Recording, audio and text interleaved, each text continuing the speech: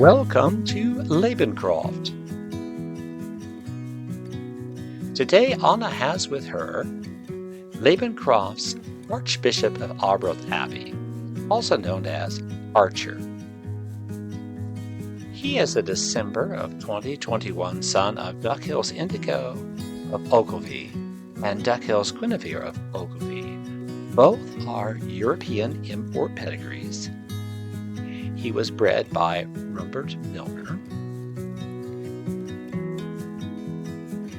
We are excited to add Archer to the lineup here of breed sires at Labncroft. His pedigree speaks for itself with the extensive amount of Buchlich breeding, which goes all the way back to one of the foundation dams of the Labrador breed, Buchlich Jim. We invite everyone to come out and see Archer today.